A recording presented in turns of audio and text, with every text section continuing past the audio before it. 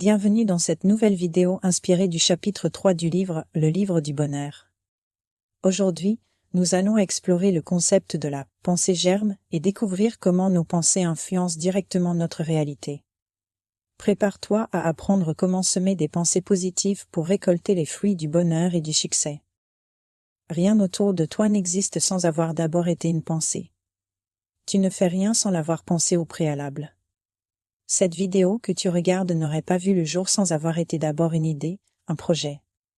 Le moindre de tes gestes naît d'une pensée, chaque événement de ta vie trouve sa source dans une pensée.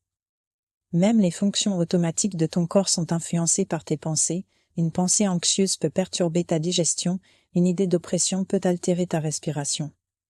Chaque pensée est comme une graine appelée à germer, croître, fleurir et porter des fruits.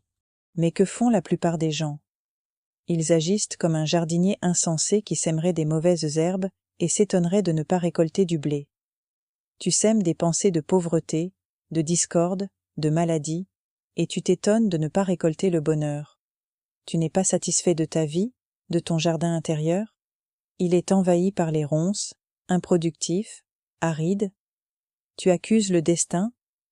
Au lieu de désespérer, pose-toi cette question sérieusement. Quelle pensée ai-je semée ? Es-tu sûr de n'avoir semé en toi que des pensées d'amour alors que tu te lamentes de ne pas être aimé ? Es-tu certain de ne laisser germer en toi que de l'indulgence alors que tu te plains d'être traité sans miséricorde ?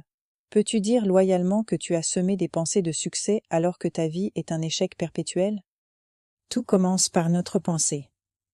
Les événements n'ont d'importance que dans la mesure où nous leur permettons de semer en nous des pensées négatives et destructrices.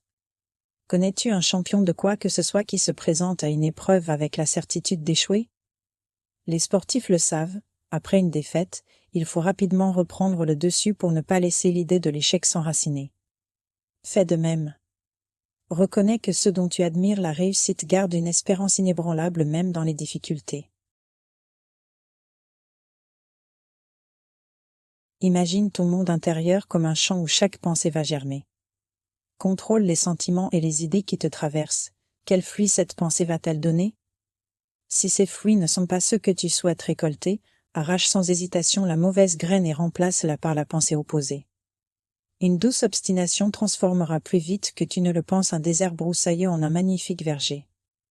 Merci d'avoir suivi cette vidéo sur le chapitre 3 du livre « Le livre du bonheur » de Marcel Auclair. Nous espérons que tu as trouvé ces enseignements inspirants et que tu commenceras à semer des pensées positives dans ta vie quotidienne. Reviens demain pour découvrir le prochain chapitre et son exercice pratique. N'oublie pas de t'abonner à notre chaîne et d'activer les notifications pour ne rien manquer.